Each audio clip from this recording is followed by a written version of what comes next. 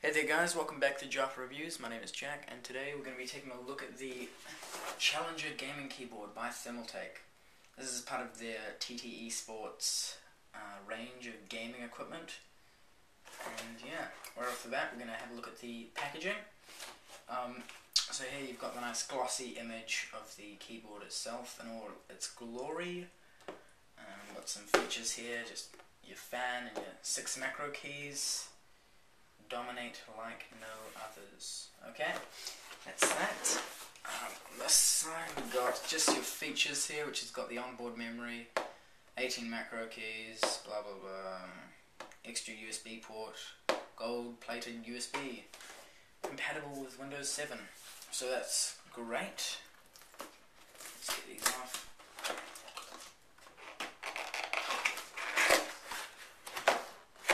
Okay.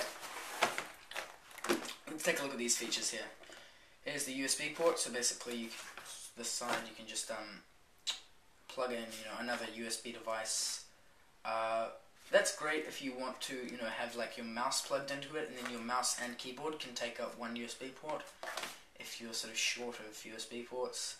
You got your macro keys, and that is, I think you can have 6 macro keys per profile.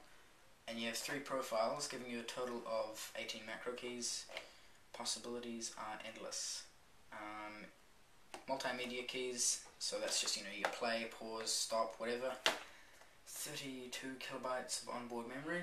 Basically that's just your profiles and macro keys and whatnot. Then you've got your onboard profile switch, so you can just switch your fan device, Windows dummy keycaps, smart cable management. Then you just got your package contents and system requirements. Like, I don't know why you would be buying a gaming keyboard if you didn't have Windows 7, and it's just silly stuff.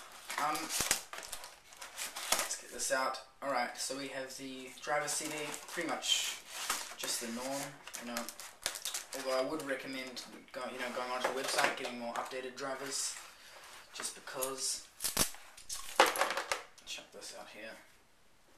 Come on, out you come. What's it doing in there? What the heck? Okay, there we go. Here we have the 2 little rubber things that stick into the fan hole when you're not using the fan. Now you have the dummy keys and your key puller, which just pulls keys out, like the name suggests. Chuck that all back in here. Alright, that's it. Alright, let's open it up, lift up the keyboard, take a look at the manual and warranty book. I don't need to look at that, it's just, your basic stuff. Let's get this out. Okay, so here is a nice close-up of the keyboard.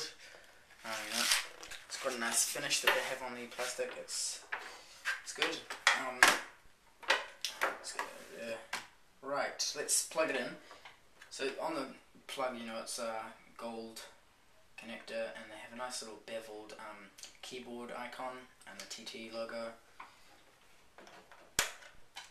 So we'll get that plugged in.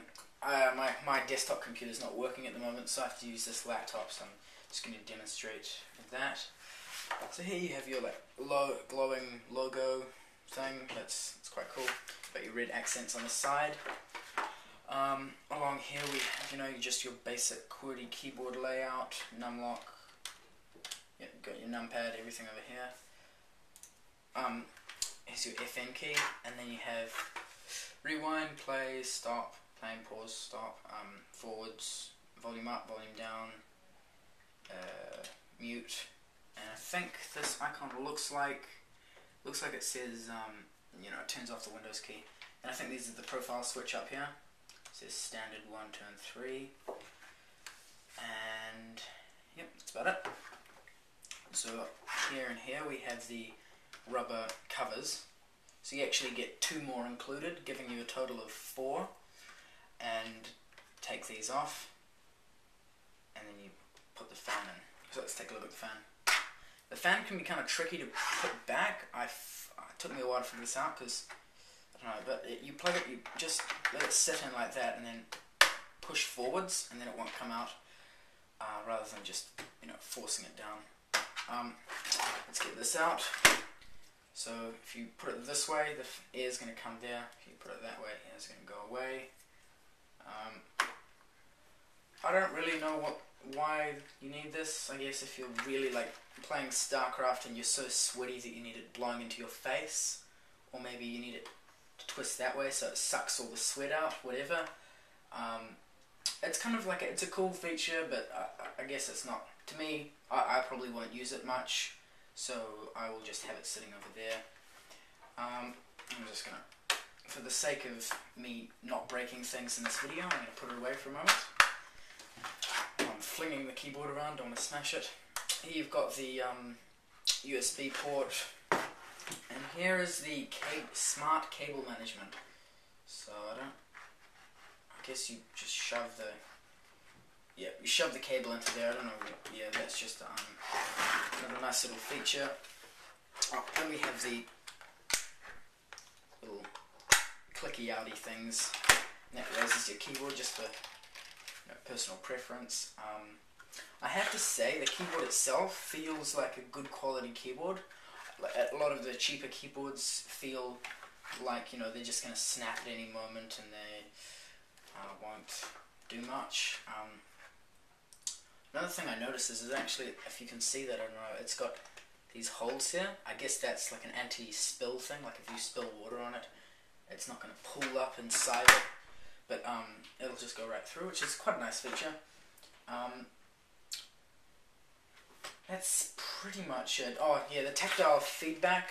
Some people like to have their keyboard feel like a certain way. Personally, I don't really mind. But I have to say, out of all the keyboards I've used, this one has to feel one of the best. It has to, I think, there are people that like mechanical keyboards. This does almost feel like a mechanical keyboard. It's got really nice sort of response.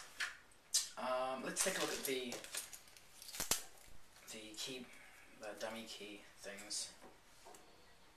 Alright, so basically you just get this and you shove it onto the Windows key once you hear the click, and then you pull and it flies away. Where did that go? Okay. Alright, let's just put that there for now, and then you get this, which is your dummy key. And nope, it doesn't go that way. Alright, and we're putting lots of question marks into my start menu. Great. Okay, now that is, and it does nothing, so as you can see there's no windows popping up. I guess they included the second one as a spare. There doesn't seem to be a Windows key over here. I guess you can use that to replace Alt or Control as well. But yeah, that's quite cool. I like this feature because it's a lot easier than having getting your two screwdrivers and prying it out and wondering if you've smashed the whole keyboard and trying to go find the piece that's flied off in one direction. And yeah, so that just makes it so much easier, which is a really nice little feature. Right. Okay, so now for some final points and thoughts about the product. I would definitely give this one a thumbs up. I like it. I think it feels good, it looks good, it feels sturdy as well, like it's not going to break on you. The pros other than that are likely, the fact that you get all these features like the macro keys and everything, even though it is still the lower end version of the Challenger. The cons, there's not many. I think maybe the lack of backlighting could be one, but if you want that, you go and get the Challenger Pro or Ultimate. Another for me maybe would be the fan. I mean, even though it isn't forced on you, you can take it out and put it away.